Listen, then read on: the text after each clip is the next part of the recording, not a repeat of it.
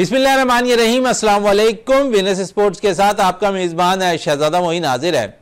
Pakistan cricket team के head coach जो आकिब जावेद अब कहते हैं कि पाकिस्तान में असल में बहुत अवाम जो है एक्साइटेड है, वो चाहती है कि पाकिस्तान हमेशा मैच जीतता रहे। उन्होंने प्रेस कॉन्फ्रेंस में करते हुए कहा कि हम अभी सिर्फ 2 मैच हारे हैं, हमारे असल तैयारियां जो है एशिया कप और T20 वर्ल्ड कप पर हम नजरें जमाए हुए हैं, उसकी तैयारियां कर रहे हैं। इसी हवाले से हमने नौजवान खिलाड़ियों को न्यूजीलैंड के दौरे में मौका दिया है ताकि वो अपनी सलाहियतें दिखा सकें। साथ साथ उन्होंने ये भी कहा है कि यहां पर तवक्कुआत बहुत ज्यादा हो जाती है आवाम को पाकिस्तान क्रिकेट टीम से, क्योंकि दिलों में बसती है क्रिकेट और इसी जो दिलों में चीजें बसती हैं तो यकीनन फिर उसकी हार पर अफसोस भी होता है। आकिब जावेद कहते हैं कि हम जो तैयारियां कर रहे हैं, उम्मीद है कि पाकिस्तान एशिया कप और फिर T20 वर्ल्ड कप में भी अच्छी कारकर्दगी दिखाएगा। उसके साथ साथ पाकिस्तान और न्यूजीलैंड के दरमियान जो है 5 T20 सीरीज का तीसरा मैच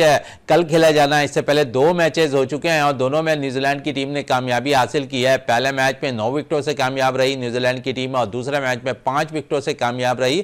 लेकिन न्यूजीलैंड की खास अगर हम बात करें ना इस सीरीज के अंदर, तो अब तक उन्होंने 2 मैच खेले हैं और दोनों में उन्होंने तब्दीलियां करके टीम खेली है। तीसरा T20 मैच खेला जाएगा, उसके बाद इन्होंने जो 3 T20 के लिए 15 रुकनी स्क्वाड का ऐलान किया ना, मजीद 2 T20 के लिए वो मजीद 15 रुकनी स्क्वाड का ऐलान करेंगे। तो उम्मीद है कि वो भी बहुत ज्यादा तब्दीलियां करेंगे टीम के अंदर और वो भी जो है T20 वर्ल्ड कप की तैयारियों में मजीद अच्छे खिलाड़ियों को तलाश करते हुए नजर आएंगे।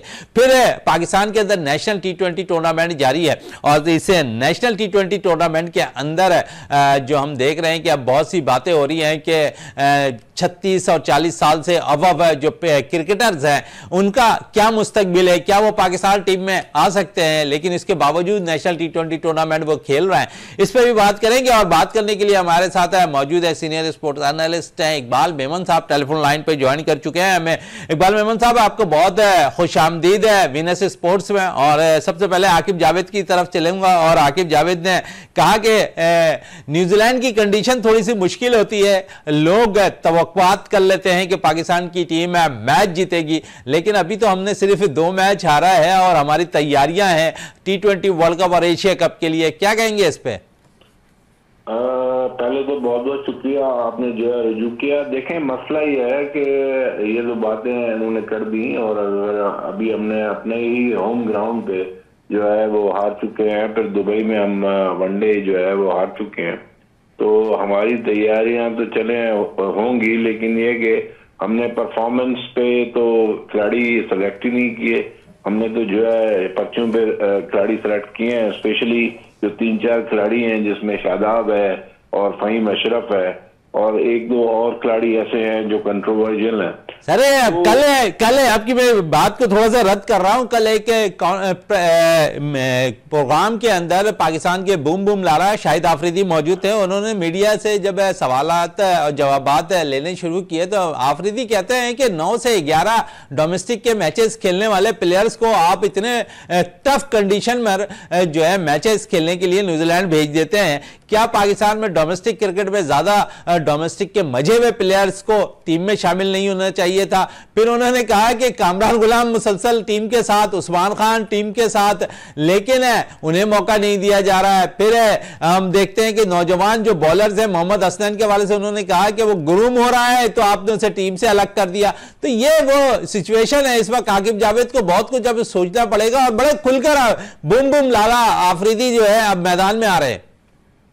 बिल्कुल सही कह रहे हैं वो। और देखें क्या है कि आकिब जावेद ने अपना जो है वो सिक्का तो जमा लिया और वहां पे मोहसिन साहब को जो है उन्होंने दिखा दिया, स्पेशली जो 2 टेस्ट मैचेस उन्होंने इंग्लैंड, यानी 2 टेस्ट मैचेस में उन्होंने घायल कर लिया मोहसिन नकवी को। बिल्कुल कर लिया, लेकिन ये कि उसके बाद जो है मोहसिन नकवी साहब को चेक करना चाहिए कि भाई अब टीम कहाँ पे जा रही है। हमारी मतलब जो है जवाल जो है वो कंटिन्यूस है। 1-2 मैचेस के अलावा 1-2 ये मतलब है कि टेस्ट मैचेस जीते थे, फिर ऑस्ट्रेलिया में जीत के आए थे लिमिटेड ओवर्स, फिर आपने साउथ अफ्रीका में जीते, लेकिन फिर जो है दोबारा डिप किया है आपने और जवाल की तरफ जा रहे हैं। तो ये चीजें आपको देखनी पड़ेंगी। और क्या है कि जो आकिब जावेद जैसे जो खुलेआम वन साइडेड सोचते हैं और उनकी जो सिलेक्शन में वो जो चीज नहीं है जो हमने पहले इंजमाम वगैरह को देखी थी, वो चीज नहीं है। वो सबको सेलेक्ट नहीं करना चाहते, वो किसी मखसूस एरिया के खिलाड़ियों को रखना चाहते हैं, जो सही चीज नहीं है। आपको मेरिट पे खिलाड़ियों को लाना चाहिए, उनकी ग्रूमिंग करनी चाहिए। और या तो फिर साथ साथ जो प्लेयर्स डोमेस्टिक में और T20 या वनडे में जो है रगड़ा मार चुके हैं डोमेस्टिक सीजन के अंदर, आप समझते हैं कि उन्हें मौका देना चाहिए बजाय इसके कि 9 या 10 है डोमेस्टिक के मैचेस खेलने वाले, कुछ अच्छी परफॉर्मेंस 9 से 10 मैचेस में देने वाले उन प्लेयर्स को आप इंटरनेशनल कैप दे देते हैं, पाकिस्तान की नुमाइंदगी का मौका देते हैं, और फिर कंडीशन आपके सामने है। हसन नवाज आपकी मिसाल आपके सामने है, उस्मान खान डग आउट पे बैठे हैं, हसन नवाज खेल रहे हैं, 2 मैचेस में 2 सिफर हासिल चुके हैं, उन्होंने 11 T20 जो है डोमेस्टिक के मैचेस खेले हैं। तो आप उन्हें इसे इतनी जल्दी मौका फराहम करते रहे, और फिर जिनका हक बनता है पहले खेलने का, आप उसे डगआउट पे बैठा के रखा है आपने।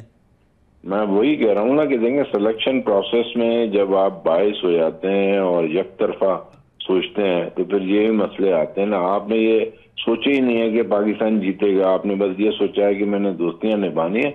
और दूसरी बात यह है कि हमारे पास जो पावर पॉलिटिक्स है, जिसको हम प्लेयर पॉलिटिक्स भी कहते हैं, वो भी बहुत ज्यादा है। और हमारे जो प्लेयर्स इंटरनेशनल खेल रहे हैं या PSL में खेल रहे हैं, उनकी बड़ी जब बैकिंग है। फिर जो फ्रेंचाइज के ओनर्स हैं, उनकी बड़ी बैकिंग है। वो अपने जो है खिलाड़ियों को खिलवाते हैं किसी न किसी तरीके से, बाय हुक एंड क्रुक। तो इसी वजह से ये मसले हो रहे हैं। जब तक आप और जो उस वक्त खिलाड़ी आपके जो है वो अच्छा खेल रहे हैं, तो उनको मौका दिया जाए। जो फ्रेश भी हैं, जो उस वक्त परफॉर्मेंस दे रहे हैं ग्लोबली, तो उनके चांसेस ज्यादा बनते हैं। लेकिन ये कि आप मेरिट पे जब जो है मेरिट के खिलाफ जाएंगे, बरक्स काम करेंगे, तो फिर यही मसले होंगे, यही रिजल्ट आएंगे। और जो हमारी PCB की कैफियत है, वो एक क्योस की शक्ल अख्तियार कर गई है। कुछ समझ में नहीं आता कि PCB क्या सोच रही है, क्या थिंक टैंक सोच रहा है, क्या कोई फीचर है हमारे क्रिकेट का या नहीं है, या ये भी हॉकी और स्क्वॉश की तरह जो है ये पीछे की सीट अख्तियार कर लेगी। अच्छा, फिर ये भी कहते हैं कि जहां फास्ट बॉलर्स की जरूरत होती है वहां हम स्पिनर्स ज्यादा भेज देते हैं, और जहां स्पिनर्स की जरूरत होती है वहां हम फास्ट बॉलर भर देते हैं। बूम बूम ये भी कह रहे थे कल। ये बिल्कुल सही कह रहे हैं वो। और मतलब है कि जिससे ये जाहिर होता है कि या तो आकिब साहब को समझ में नहीं आ रही, या उनका मतलब दिमागी तवाजुन सही नहीं है। उन्होंने मतलब है कि यहाँ पे पाकिस्तान में जहाँ पे स्पिनर्स की जरूरत थी, वहां पे फास्ट बॉलर लगा दिए। अब जो है वो वहां पे अच्छा, दूसरी बात ये कि जिसको हम मिस्ट्री स्पिनर कहते हैं, उसके तो आज तक समझ में नहीं आया कि उसके पास कौन सी मिस्ट्री बॉल है जिसकी बिना पे हम उसको सेलेक्ट भी कर रहे हैं और एज ए मिस्ट्री बॉलर बना के रखा हुआ है। हालांकि हमने देखा कि इंडिया का जो स्पिनर था वॉरान, वो जो है मतलब डेफिनेटली उसने मिस्ट्री बॉलिंग कराई। तो ये है कि अब आपको ये सोचना पड़ेगा कि अपनी सिलेक्शन को मेरिट पे लेके आना पड़ेगा, वरना तो आपकी टीम जो है वो बिल्कुल एक स्पाइरल की तरह नीचे की तरफ जा रही है, जिस तरह आपने हॉकी में देखा और आपने जो है स्क्वॉश में देखा, और इवन स्नूकर में भी हमने देखा कि बीच में जो है मोहम्मद यूसुफ के बाद कई अरसे के बाद जो है अब जाके असजद और एहसान खान जैसे खिलाड़ी उभरते आए हैं, वरना उसमें भी हमारे पास बहुत गैप था। अच्छा, बहुत गैप था। इस गैप पे थोड़ी सी और बात करेंगे। 2022 T20 वर्ल्ड कप और फ़खर के साथ साथ अगर हम बात करें बाबर की, तो स्ट्राइक रेट पे बड़ा हम वलवला मचाते रहे हैं बातों में, और हम देखते हैं कि 2022 से लेकर अब तक बाबर आजम ने जो है ना 140 की स्ट्राइक रेट से जो है रन किए T20 के अंदर। तनकीद उन पर फिर भी हो रही है। आप समझते हैं कि बाबर को अब थोड़ा सा एतमाद और देना पड़ेगा पाकिस्तान सिलेक्शन कमेटी को?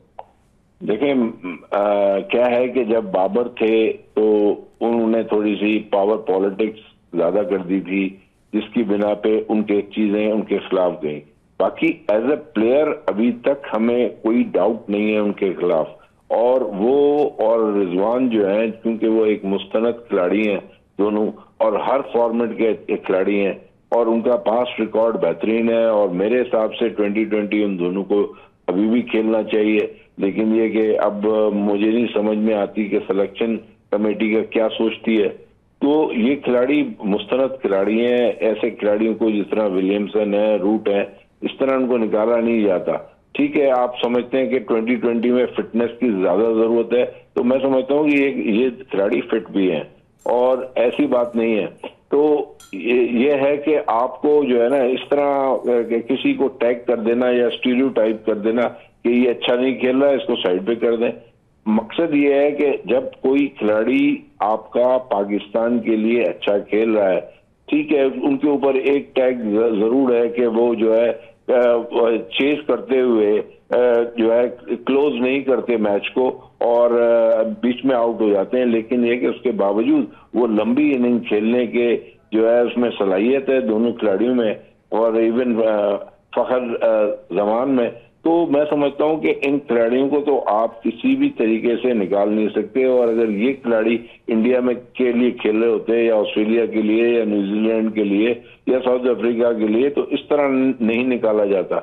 लेकिन ये कि हमारे पास कोई सिस्टम नहीं है, हम जो है बस जो मर्जी हमारी आती है हम उसको ले आते हैं, और बाकी जो है मतलब जो भी पर्ची पे आ गया मजबूत पर्ची है तो वो उसको हम आगे मौका दे देते हैं।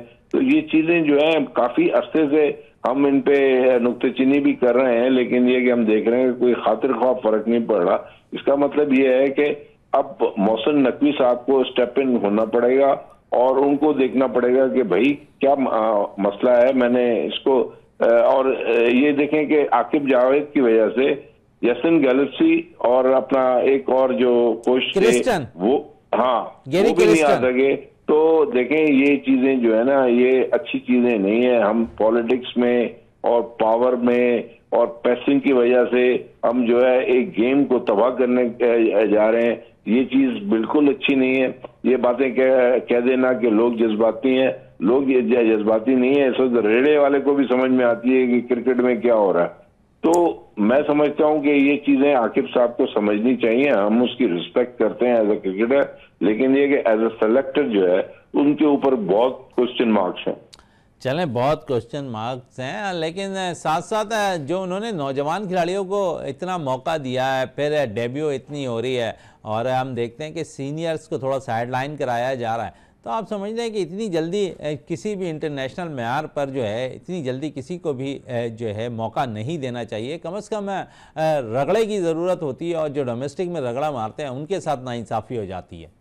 बिल्कुल, मैं वही थोड़ी देर पहले कह रहा था कि जो सीनियर्स हैं वो भी एक इंस्टीट्यूट है, वो सिर्फ प्लेयर नहीं है, वो एक इंस्टीट्यूट है। और उनके साथ जब जूनियर्स को आप मौका देंगे तो वो उनकी ग्रूमिंग होगी, उनकी मेंटोरिंग होगी। आप जो है एकदम जो है खिलाफ बना देंगे और सीनियर्स को निकाल के बाहर करेंगे तो देखें ये टीम इवेंट है। एक दो सीनियर्स के खराब खेलने से या उनकी परफॉर्मेंस लो होने से उसमें जो है ना इतना इम्पैक्ट नहीं आना चाहिए। खिलाड़ियों को, हर खिलाड़ी को अपना जो है टास्क होता है, उसको चाहिए कि वो हर जब बंदा जो है अपनी जॉब पूरी करे। हाँ, बाकी ये कि सीनियर खिलाड़ी डेफिनेटली इनिंग्स को लेके चलते हैं, टीम को लेके चलते हैं, खिलाड़ियों को लेके चलते हैं, उनकी मेंटोरिंग करते हैं, उनकी ग्रूमिंग करते हैं, तो और उनके साथ जो है ड्रेसिंग रूम शेयर करते हैं, तो वो भी एक काफी जो है इम्पैक्टफुल होता है। तो खिलाड़ियों को अगर आप ऐसे निकाल देंगे तो नए खिलाड़ी जो हैं वो तो टाइम लेंगे, उनको तकरीबन जो है 10-10 साल लग जाते हैं। अब आप देख लें कि रिजवान को और बाबर को कितना अर्सा हुआ है, लेकिन ये है कि वो हाई परफॉर्मर्स हैं और वो परफॉर्म कर रहे हैं और उनको 2020 के अभी मेरे नजदीक दोनों के लिए 2-3 साल आराम से वो खेल सकते हैं। चलें, 2-3 साल मजीद और आराम से खेल सकते हैं। कुछ देर पहले मैं स्ट्राइक रेट की बात कर रहा था और बाबर आजम के हवाले से, बाबर के साथ साथ स्ट्राइक रेट अगर किसी और बैटर्स का बेहतर रहा पाकिस्तान के अंदर तो फ़खर जमान और साइम अयूब का रहा। अब बाबर के हवाले से थोड़ा सा मैं आपको इस वक्त उसकी डिटेल्स थोड़ी सी बता दूं जो हमारे प्रोड्यूसर जाहिद ने अभी दी है। जो बाबर के स्ट्राइक रेट है, न्यूजीलैंड के खिलाफ 2022 के बाद जब वर्ल्ड कप T20 ख़त्म हुआ उसके बाद स्ट्राइक रेट पर बात हो रही थी, तो न्यूजीलैंड के खिलाफ 2023 के अप्रैल के महीने में जो है सीरीज़ खेली गई जिसमें 146.06 स्ट्राइक रेट रहा यहाँ पर बाबर आजम का। उसके साथ बाबर आजम ने फिर न्यूजीलैंड जनवरी में 2024 में 142 की स्ट्राइक रेट से रन किए। फिर न्यूजीलैंड में उन्होंने अप्रैल 2024 में 138.88 के स्ट्राइक रेट से रन किए। फिर आयरलैंड के खिलाफ जो मैच खेला गया उसमें मई 2024 में 148 के स्ट्राइक रेट से उन्होंने रन किए। इंग्लैंड के खिलाफ मई 2024 में 141 के स्ट्राइक रेट से जो उन्होंने रन किए। आईसीसी टी20 वर्ल्ड कप के अंदर 2024 में 101.66 के स्ट्राइक रेट से उन्होंने रन किए। फिर ऑस्ट्रेलिया के खिलाफ 2024 में 142.42 के स्ट्राइक रेट से उन्होंने रन किए। फिर साउथ अफ्रीका के खिलाफ मैच में जो है 2024 दिसंबर में जो है 129.16 के स्ट्राइक रेट से जो है यहाँ पर बाबर आजम ने रन किए। तो ये तो बाबर आजम के स्ट्राइक रेट से, और तकरीबन 2024 से लेकर अब तक 140 के स्ट्राइक रेट से वो रन करते आए हैं। तो यकीन इसके बाद हमारे पास कोई ऐसा बैटर नहीं है। फिर साइम अयूब हैं जिन्होंने 50 के स्ट्राइक रेट से रन किए हुए हैं। इसी तरह फ़खर जमान हैं जिन्होंने 53 के स्ट्राइक रेट से रन किए। तो रन हमारे पास है, स्ट्राइक रेट अगर हम देखें ना तो 3 ही बैटर्स का बेहतर नजर आ रहा है हमारे टी20 क्रिकेट के अंदर। तो आप समझते हैं कि जहां पर जो गलतियां हम कर रहे हैं ना कि पावर प्ले पे हम यूज नहीं कर रहे हैं अच्छे तरीके से, लेकिन जब रिजवान और बाबर खेलते थे हम पावर प्ले के अंदर 40-45 रन करते थे, और मैं समझता हूं कि वहां विकेटें आप लूज नहीं करते थे, विकेटें सेफ होती थी। और बाद में पाकिस्तानी टीम में किसी मैच में 180, 90, 190, 200 भी क्रॉस करती दिखाई दी। तो ये एक थोड़ा सा मैं समझता हूं कि टी20 क्रिकेट के अंदर सिर्फ छक्के मारना नहीं, 120 बॉलर्स होते हैं, उस पर भी सिंगल डबल से भी रन बनते हैं। और ये कारनामा शायद बाबर रिजवान किसी हद तक मेरी नजर में बेहतर कर रहे थे। बिल्कुल जनाब, ये तो शुरू से कहा जाता है कि 4 छक्कों की जगह 6 चौके जो हैं ज्यादा बेहतर होते हैं, क्योंकि उसमें वल्नरेबिलिटी नहीं होती कि उसमें कैच आउट हो जाए। तो मैं समझता हूं कि ये तो खिलाड़ी का कमाल है। छक्के तो मतलब जो है खिलाड़ी मार लेते हैं, लेकिन ये कि आप देखें कि जो अच्छे क्लासिकल खिलाड़ी होते हैं वो गैप्स ढूंढ के चौके मारते हैं या फिर जो है सिंगल डबल्स लेते हैं। और आपको शायद अगर थोड़ा सा मैं पीछे माजी में ले जाऊं तो 1996 का जो वर्ल्ड कप था उसमें अरविंदर डी सिल्वा की जो बैटिंग थी और 2 विकेटें गिर चुकी थी, और उन्होंने किस तरह संभाला और सेंचुरी बनाई और किस तरह गैप से टेस्ट मैचेस वाले शॉट्स खेले और वो जो है फाइनल जितवाया था। तो मैं समझता हूं कि जो आपका टेस्ट मैचेस वाला बुक मार्क वाला जो गेम है वो अभी भी उसकी जरूरत पड़ती है। खिलाड़ी अच्छे होने चाहिए, उनको खेलना आना चाहिए, और उस टेक्निक के साथ वो जब खेलते हैं तो गैप्स में वो चौके भी मारते हैं। और यही वजह है कि बाबर और रिजवान ये हमेशा सक्सेसफुल रहे हैं इसी वजह से। और शुरू में जो है आप देखते हैं कि फखर जमान भी इसी स्टाइल से खेलते हैं और फिर आखिर में जाके वो हिट करते हैं। तो ये खिलाड़ी जो हैं ये तो हमारे मुस्तनद खिलाड़ी हैं, दौड़ वर्ल्ड रैंकिंग्स में रह चुके हैं, लेकिन ये कि हम उनके ऊपर खामा में अननेसेसरी प्रेशर डालने की कोशिश कर रहे हैं। देखें, ये ठीक है आपने उनको एज ए कैप्टन हटा दिया, लेकिन एज ए प्लेयर उनकी जरूरत अभी भी है। और जिस तरह बॉलिंग में शाहीन शाह आफरीदी हैं आपके या नसीम शाह हैं, तो वो अगर वो अच्छे नहीं है तो उनसे भी कोई अच्छा नहीं है। चलें, उनसे भी अच्छा कोई नहीं है। आप जरिए अच्छी बात कह रहे हैं इकबाल मेमन साहब, क्योंकि 2 मैचेस हो चुके हैं न्यूजीलैंड के खिलाफ और दोनों में हमें शिकस्त का सामना करना पड़ा है। पहले मैच में 5 विकेटों से हमें शिकस्त हुई, दूसरे मैच में 9 विकेटों से, पहले मैच में 9 विकेटों से, दूसरे में 5 विकेटों से हमें शिकस्त का सामना करना पड़ा। एक पेयर पाकिस्तान की खेल रहा है मोहम्मद हारिस हसन नवाज, दोनों ही नाकाम रहे इस अब तक 2 मैचेस के अंदर। एक पेयर डग आउट पे बैठा है उस्मान खान उमैर बिन यूसुफ। आप समझते हैं बकिया 3 मैचेस में आप आजमा सकते हैं एक पेयर नया आजमाकर उमैर बिन यूसुफ और उस्मान खान की सूरत में एज ए ओपनर, दोनों अच्छी ओपनिंग करते रहे हैं। माजी में T20 क्रिकेट के अंदर उमैर बिन यूसुफ बड़ी ज़बरदस्त क्रिकेट खेलते रहे, T20 में कराची की नुमाइंदगी भी करते रहे। उसके साथ साथ उस्मान के लिए, क्योंकि उस्मान इस वक्त अगर हम देखूं तो इन तमाम प्लेयर्स में से थोड़े से एक्सपीरियंस भी हैं, उनको एज भी ये हासिल है कि एज ए टीम के साथ वो जो है ट्रेवल भी करते रहे। तो यहाँ उस्मान और उमैर बिन यूसुफ का पेयर आप समझते हैं कि टीम में एक दफ़ा नया पेयर अगर शामिल कर आजमाया जाए तो बेहतर होगा? बिल्कुल जनाब, और ये डिपेंडेबल बैट्समैन है और इनका जो स्टाइल है खेलने का वो भी जबरदस्त है और उनकी टेक्निक बड़ी साउंड है।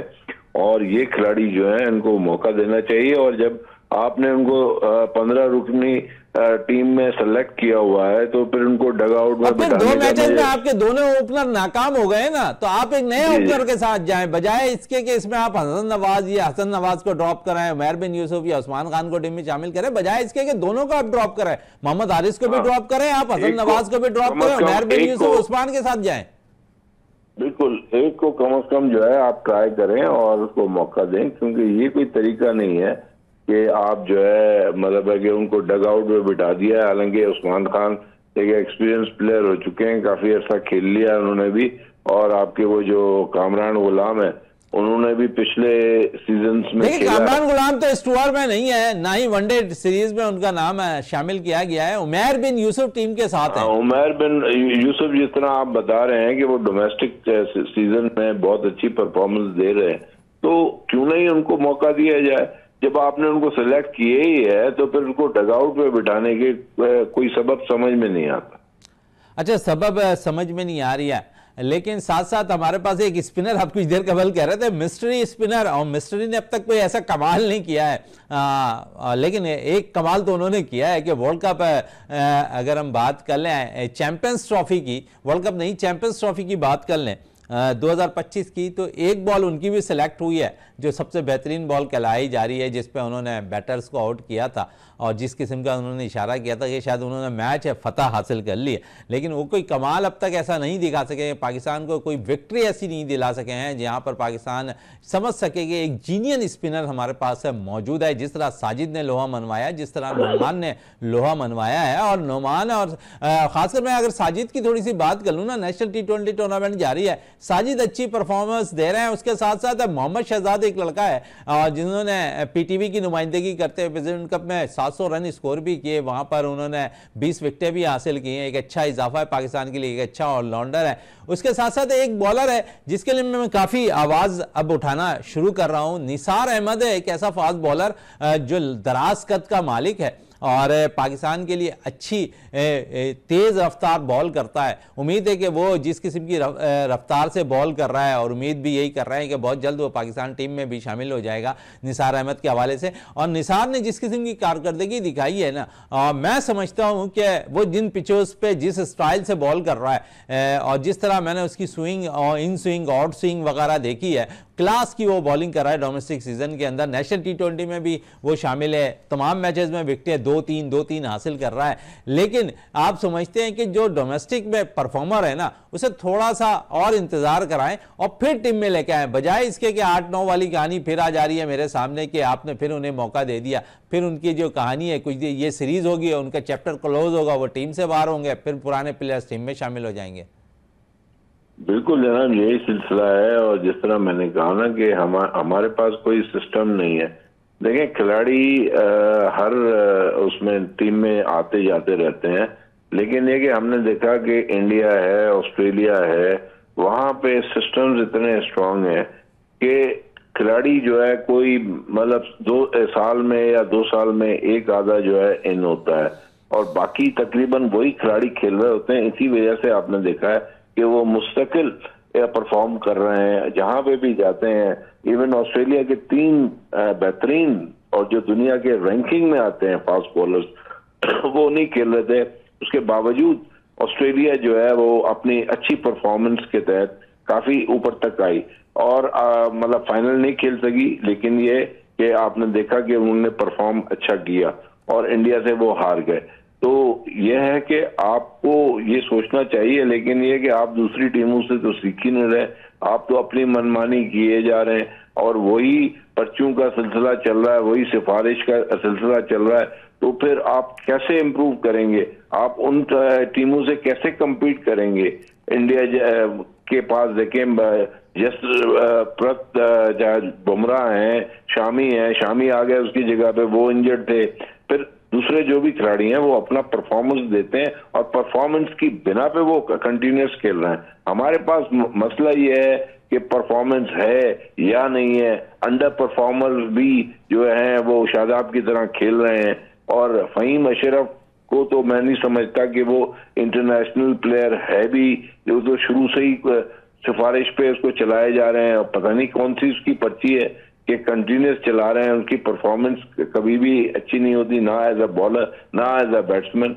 तो मैं वही कहूंगा मोहसिन नकवी साहब को कि भाई आप जो है जरा देखें, आप या तो कोई बेहतर शख्स को as head of the selection committee रखें, ताकि जो है आपके खिलाड़ी जो डोमेस्टिक में अच्छा परफॉर्मेंस कर रहे हैं, पीएसएल में अच्छा परफॉर्मेंस कर रहे हैं, और इंटरनेशनली जिन्होंने अपना लोया मनवाया है, तो उनको कंटिन्यू करें, उनको साइड लाइन ना करें। अब ये तो बड़ी ज्यादती है कि बाबर और रिजवान और जो है फखर इधर बैठे हुए हैं। फखर के हवाले से तो एक अच्छी खबर आ गई है, फखर फिट हो गए और पाकिस्तान सुपर लीग में वो नुमाइंदगी करेंगे लाहौर कलंदर्स की। तो एक अच्छी खबर है कि पाकिस्तान के लिए कि फ़खर जमान फिट हो गए हैं, पीएसएल खेलेंगे। पीएसएल के बाद आपको एशिया कप T20 खेलना है, उसमें फ़खर की मौजूदगी होगी टीम में। साइम का क्या अब तक अपडेट है? यकीनन आने वाले प्रोग्राम में ज़रूर हम जिक्र साइम के हवाले से भी कोशिश करेंगे कि करें। इकबाल मेमन साहब, फ़खर के आने से टीम और थोड़ी सी बैलेंस हो जाएगी। जब फ़खर और साइम अगर आ जाएंगे तो आप समझते हैं कि बेहतर कारकर्दगी कुछ रहेगी? अगर ये दोनों फिट होकर टीम में वापस आते हैं तो आप समझते हैं कि दोनों को एज ए ओपनर टीम में खेलना चाहिए? देखें, जो भी हमारे खिलाड़ी इंजर्ड हैं वो उनको जो है फिटनेस उनकी भरपूर तरीके से होनी चाहिए, फिर आए। और डेफिनेटली अगर ये दोनों जो फिट हैं, साइम अयूब और फखर, तो एक जो है हमारा ओपनर्स का जो खिला है वो पूरा हो जाएगा। और अगर फखर फुली फिट है तो फिर तो मेरे नजदीक उसको न्यूजीलैंड भी में भी जो है खेलना चाहिए वनडे, तो उनको क्यों नहीं मौका दिया जा रहा? तो मुझे यही समझ में नहीं आ रही इनकी सिलेक्शन कमेटी की कि क्या वजह है कि हमारे अच्छे खिलाड़ियों को साइडलाइन किया हुआ। चलें, अच्छे खिलाड़ियों की क्या वजह है कि साइडलाइन किया हुआ, लेकिन थोड़ी सी बात कर लें, क्योंकि साइडलाइन तो हम आईसीसी वर्ल्ड कप के फाइनल में जब स्टेज पे थे हमारे अहदेदारान को साइडलाइन कर दिया गया, जिस पे पाकिस्तान क्रिकेट बोर्ड ने आईसीसी को बाकायदा लेटर भी लिखा, और उससे अब तक कोई ताहाल जवाब नहीं आ सका इस हवाले से। तो आप समझते हैं कि आईसीसी भी थोड़ा सा कमज़ोर पड़ती दिखाई दे रही है इंडियन बोर्ड के आगे? डेफिनेटली। अब आपको पता है कि वो जो आईसीसी का चेयरमैन है वो भी इंडियन है, और उससे तो डेफिनेटली फर्क पड़ना है। लेकिन ये कि उसके बावजूद ये बड़ी ज्यादती की बात है और गैर अखलाकी बात है कि जो होस्ट हैं इस टूर्नामेंट के, उनको जो है आप साइडलाइन कर दें, तो ये कोई इसका मैसेज अच्छा नहीं जाता दूसरे लोगों के पास भी। हाँ ठीक है, आपने इंडिया मतलब पाकिस्तान को तो बी लिटिल किया, उसकी तो इज्जत आपने कम की, लेकिन ये कि ये कोई अच्छी चीज नहीं है। आईसीसी जैसी ऑर्गेनाइजेशन अगर ऐसे ही हरकतें करेगी तो फिर मतलब है कि क्या होगा क्रिकेट का दुनिया में। चलें, क्या होगा वो तो चलें आने वाला वक्त ही बताएगा क्रिकेट के अंदर। लेकिन क्या आप समझ रहे हैं कि जो आकिब जावेद तैयारियां करा रहे हैं, जो सिलेक्शन कर रहे हैं, क्या ये बेहतर फैसला है कि इतनी जल्दी नौजवान खिलाड़ियों को इतना मौका देना, और सर पर हमारे एशिया T20 कप है, उसके बाद T20 वर्ल्ड कप है, तो आप समझते हैं एक दो प्लेयर्स को आप लेकर चुनकर चलते, आप उन्हीं को कोशिश करते कि उन्हीं में से उनको निखारते। सुफियान मुकीम आपके पास एक अच्छा टैलेंटेड प्लेयर है, आप उसे मौका देते। साथ साथ आप हसन नवाज की सूरत में जा रहे हैं। देखिए, अगर फ़खर और साइम आ जाएंगे तो मेरा ख्याल में हसन नवाज की जगह बनती दिखाई नहीं देती, मोहम्मद हारिस की भी जगह बनती बनती दिखाई नहीं देती, यहाँ पर आपके पास रिजवान मौजूद है। तो आप ऐसे खिलाड़ियों को मौका दें जो मिडिल ऑर्डर पर आपके लिए लंबे अरसे तक खेल सके। इरफान खान नियाजी को आप चांस दे रहे हैं, लेकिन मैं समझता हूं कि उन्हें भी अब तक पूरा ऐसा मौका नहीं मिला है, ना ही वो कोई ऐसा इनिंग अब तक प्रूव कर सके जो पाकिस्तान के लिए अच्छी हो, जहां उनके जीत से हमकरार करने में कामयाब हुए हो इरफान खान नियाजी। बिल्कुल आपकी बात सही है शहजादा, और इस चीज को आप हमेशा एम्फसाइज करते रहते हैं, और मैं समझता हूं कि ये एक कानून जरूर होगा या पॉलिसी जरूर होगी पीसीबी की कि हमने जो है पुराने खिलाड़ियों के साथ कितने नए खिलाड़ियों को ऐड करना है हर टूर के हिसाब से या हर इवेंट के हिसाब से। और अगर ऐसा लिखा हुआ नहीं है हमारे कानून में, तो हमें इसको एज अ कानून बनाना चाहिए कि भाई हमारे पास अगर 9 खिलाड़ी जो है प्लेइंग 11 में पुराने हैं, तो उसमें या दो इन कर दें या एक को इन कर दें। आप एकदम जो है बहुत सारों को ले आते हैं, फिर होता क्या है कि कुछ अरसे के बाद वो दूर दूर तक नजर नहीं आते। तो आपको एक पॉलिसी अडॉप्ट करनी पड़ेगी, और उसके अंदर यही करना पड़ेगा कि भाई कौन से कितने पुराने फास्ट बॉलर खेलेंगे। कोई अगर एक नया आ जाता है तो उसको आप खिलाएं। और आप बैटिंग में भी आपने देखा कि अगर कोई फ्लॉप हो रहा है, देखें पहली बात तो ये कि नए की जगह तब बनेगी कि आपके जो है खिलाड़ी जो है उनका फेलियर हो रहा हो और आपकी टीम का भी ओवरऑल फेलियर हो रहा हो। इसका मतलब ये नहीं कि आप एकदम उनको खिला दें। फेलियर हो रहा है तो फिर एक आधा खिलाड़ी को आप जगह दें, और जाहिर सी बात है एक आधा खिलाड़ी ही एक्स्ट्रा ऑर्डिनरी होता है। आपने मतलब है कि उसको एज हासिल होती है एंट्री के लिए, तो उसको आप मौका दें। अगर वो भरपूर तरीके से फॉर्म में है तो उसको जरूर मौका दें, लेकिन ये कि सारे खिलाड़ी को नहीं। अगर उन्होंने कोई मतलब है कि करीबी में कुछ परफॉर्म किया है तो उनको कम से कम जो है सीनियर लेवल पे खेलने का मौका दिया जाए। उसके बाद अगर वो बहुत एक्स्ट्रा ऑर्डिनरी और कंसिस्टेंटली जो है परफॉर्म कर रहे हैं तो फिर आप उनको नेशनल टीम पे लेके आए। बड़ी अच्छी बात कही कि नेशनल टीम में यकीनन उस वक्त शामिल हों कि जब आप मुसलसल परफॉर्म कर रहे हो डोमेस्टिक सीज़न के अंदर, तो शायद राइड बनता हुआ दिखाई देता है। इकबाल मेमन साहब, यहाँ मैं आपसे एक आखिरी, क्योंकि आखिरी चंद मिनट्स रह गए हैं, इस पर मैं आपसे ज़रूर पूछूंगा कि क्या आप समझ रहे हैं ये जो तैयारियाँ हैं, ये जो नौजवान खिलाड़ियों को हम मौका दे रहे हैं, बेहतर फैसला कर रहे हैं हम बजाय इसके कि हम इसी प्लेयर्स के साथ जाते, क्योंकि बिल्कुल सर पर हमारे पास एशिया कप T20 मौजूद है। देखें, या तो अगर आकिब जावेद साहब समझते हैं कि मेरे पास कोई बहुत ज्यादा एक्स्ट्रा ऑर्डिनरी खिलाड़ी है, जिस तरह देखें अब जिस तरह किसी जमाने में 75-76 में जावेद नियाज़ जैसा खिलाड़ी निकला था तो उसकी जगह बन गई थी। हालांकि वहां पे एक से एक खिलाड़ी खेल रहे थे, ज़हीर अब्बास थे, आसिफ इकबाल थे, मुश्ताक मोहम्मद थे, सादिक मोहम्मद थे, माजिद खान थे। तो फिर उसी तरह आगे आपने देखा कि इंजमाम जैसा खिलाड़ी आया, हमारे पास सईद अनवर जैसा खिलाड़ी आया। तो ऐसे अगर कोई एक्स्ट्रा ऑर्डिनरी खिलाड़ी आ जाते हैं, और जिस तरह हमने देखा कि साइम अयूब को भी मतलब है कि यही जहन में था लोगों के बेहतरीन खिलाड़ी है और आगे चल के उन्होंने परफॉर्म भी किया, तो ऐसा कोई एक्स्ट्रा ऑर्डिनरी खिलाड़ी एक आधा आ गया है तो उसको मौका देने में कोई कबात नहीं है।